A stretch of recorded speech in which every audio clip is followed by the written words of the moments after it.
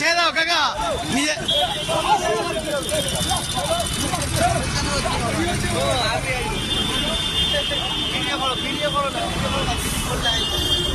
রাস্তাঘাটে বেরোলে অনেক কিছু দেখা যায়, বুঝতে পারছে।